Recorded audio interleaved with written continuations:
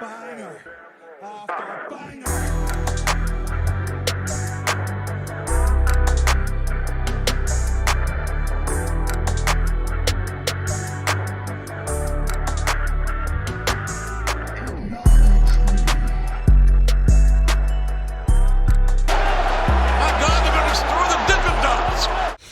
What's going on, guys? It's your boy Big Hero Chris back at you with another one. If you're new to the channel, go ahead and subscribe, give me a thumbs up, ring the notification bell, hit me up on Twitter, TikTok, the community posts, and I'm back at you with your AEW Collision review.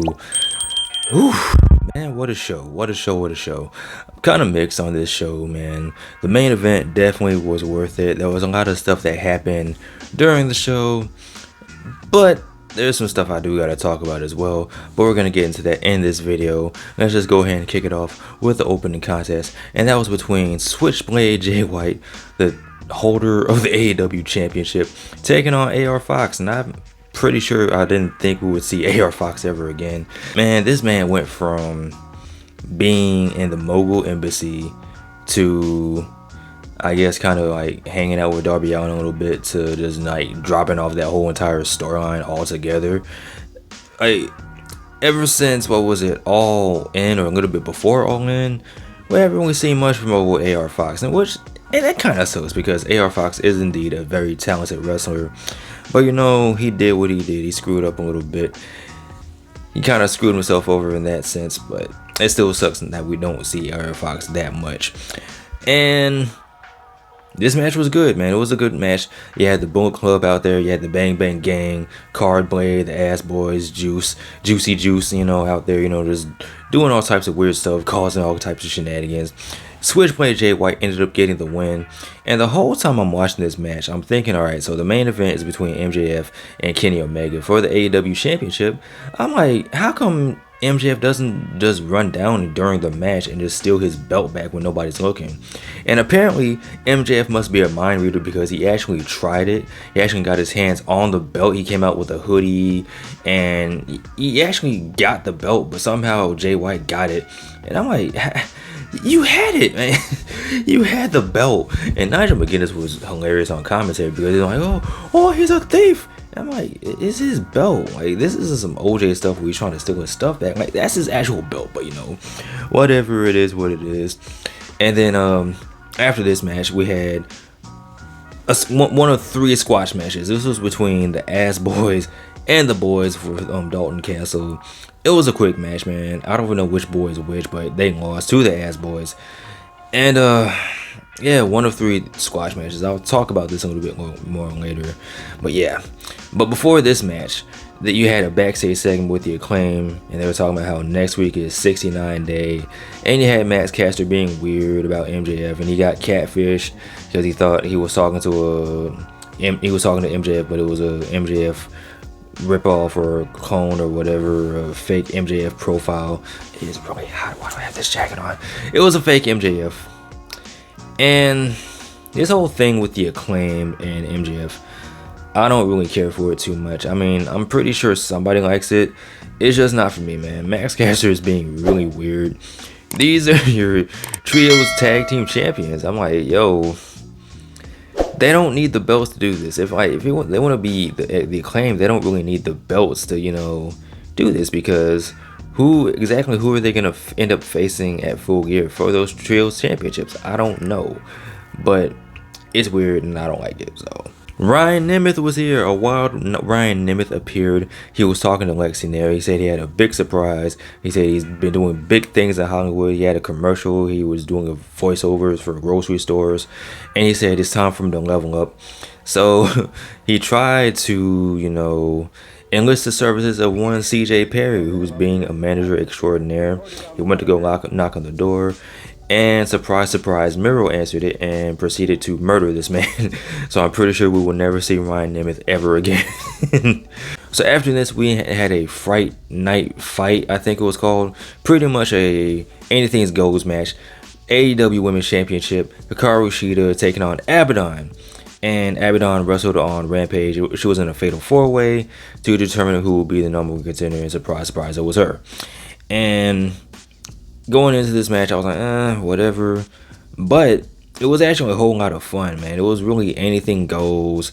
No rules, no disqualifications. You had pumpkins and candy. Hikaru Shida jumping off like on a broom like she was Jeff Hardy. The match was actually a whole lot of fun, man. And there were several spots where you were thinking maybe Abadon was gonna win. Now, at no point did I think that Abadon was actually gonna beat Shida, but you know, it was close. It was pretty close. Shida actually ended up getting the win. She put a pumpkin head on Abadon's head and hit the katana 1, 2, 3. And after the match, they had Shida celebrating, and she was interrupted by timeless Tony Storm like she was part of the Judgment Day interrupting fools. And this part always pops me because you have Tony Storm out here, she's just wilding out and just doing whatever, and Shida just looking confused like, dude, you keep doing this, why? And there was even one point where Tony Storm got on the announcer's table and she was posing. And you could tell that all three commentators were fighting for their lives to keep the composure, because I was at home trying to keep my composure, so I can only imagine what they were going through. But I'm pretty sure this is pretty much setting up the championship match between Tony Storm and Shida. Yeah, so that if that match does happen, man, I actually wouldn't. I'm kind of torn on this because I do want Shida to get a long reign. I want her to get do something more story related. But then again, Tony Storm is like one of the hottest things going on in AEW right now, especially for a women's for women. You know what I'm saying? Because you know AEW, when it comes to the women, they ain't really hitting on too much. But you know, we'll just have to cross that bridge when we get to it. So after this, we had a video package between Shane Taylor Promotions and Keith Lee, and this was pretty much going over the history of between Shane Taylor and Keith Lee. And I'm assuming they're gonna fight sometime in the future. I hope probably not. They might just forget about this whole feud like Swerve and Keith Lee. Who knows? But we'll just have to wait and see what happens. So after this, we had the second squash match of the night. This was between Samoa Joe and Rhett Titus, and for whatever reason, it was for the Ring of Honor Television Championship. Samoa Joe won, and I'm like, all right, so we already had a squash match with the Ass Boys. Now we have another squash match with Samoa Joe. Surely they're fresh out of squash matches. We can just get on with our day and get on with colliding on Collision. But you know, we'll cross that bridge when we get to it. So QTV is still a thing. They are still a thing. And every time I see John Morrison on AEW television, I immediately go to thinking I forgot that this man was signed with AEW, because he doesn't really wrestle like that anymore, at least in AEW. Maybe he'll pull up on Rampage ever so often, but I don't really watch Rampage like that.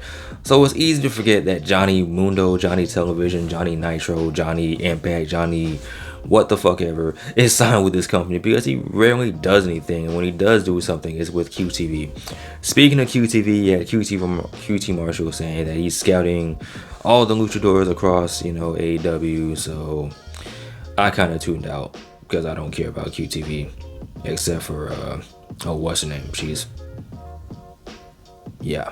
during my Dynamite review, I was talking about the main event, and I was thinking that this was part of the story between Danielson and Okada, but it turns out that somehow, some way, it was either between the Orange Punch that he got from Orange Cassidy or the Rainmaker. Bryan Danielson is injured once again. He's out with an orbital injury. Your eyes pretty much shot. And according to Fightful Select, he's going to be out for the rest of the year, which sucks because this was supposed to be the Bryan Danielson retirement tour. So that's going to be put on pause for a little bit, and it sucks. And Claudio was the one that provided us with the update, and he's going full Taken. He's talking like he's Liam Neeson. He's talking about, I don't know who did this, and I don't care. I'm gonna get my hands on one of you, Okada. I'm gonna get my hands on you, Orange Cassidy. I'm gonna get my hands on you this Wednesday on Dynamite, and I'm gonna take your international championship. And I'm down for all this. I'm down for more Claudio. I'm down for him wrestling Okada. I'm down for him wrestling Orange Cassidy this Wednesday. So I'm here for it, man. More Claudio. It sucks for Bryan Danielson. You know, hopefully this injury isn't too bad. But you know, them's the breaks, man. So after this, we had a match between Dax Harwood and Absolute Ricky Starks. sassy heel Ricky Starks. And this was a solid match. And during the match, you had the House of Black pull up out of nowhere. The lights went out, and they're watching from the fans, They're watching this match and looking really intimidating. And this match was pretty solid, man, for what it was worth, You had an outside interference from Big Bill.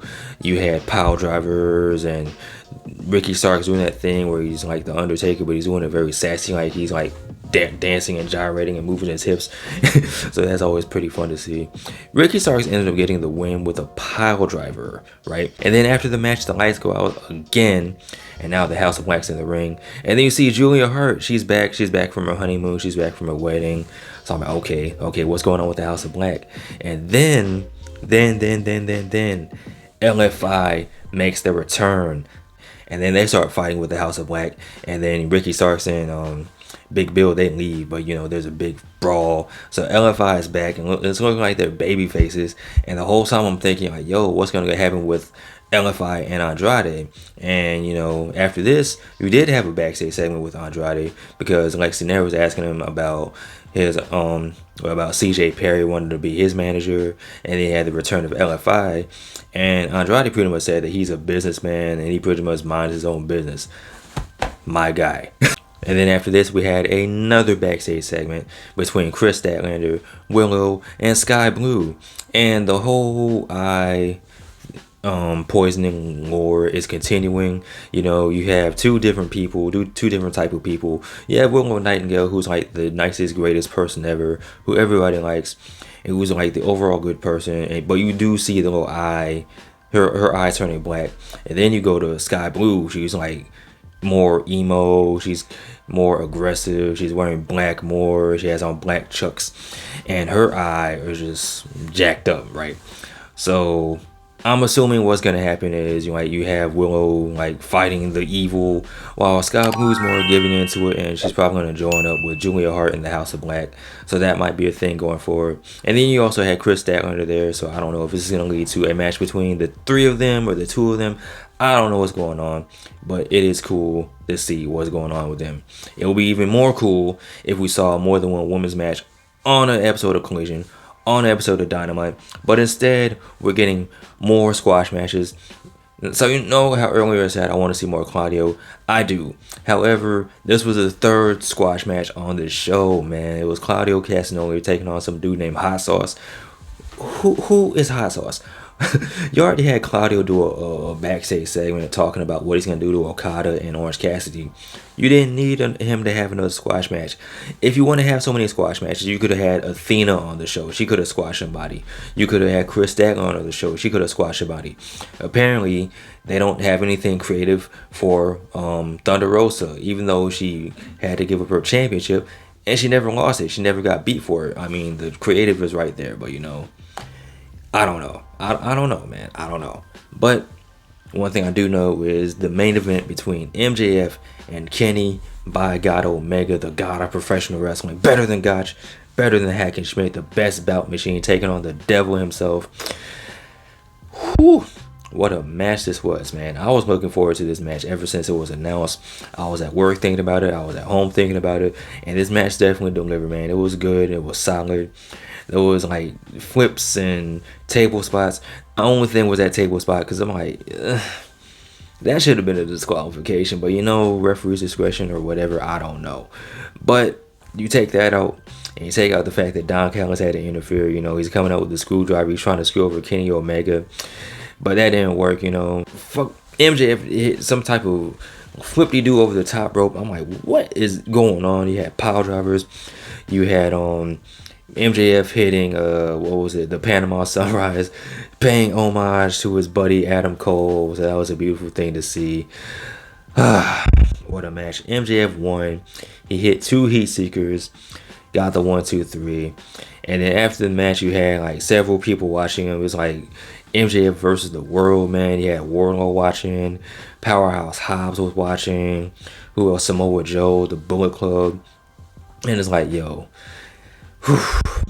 But at the end of the day, it's all about respect. And him and Kenny Omega ended up shaking hands.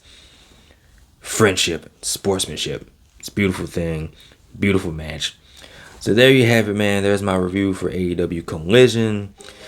outside of my complaints, outside of the squash matches, man, like, if you're gonna have this many squash matches, have it be, I don't want to say have it be something important, because I do understand what they were going for, but that could have been given to something else or somebody else. Or you could have just had one squash match and then had a women's match.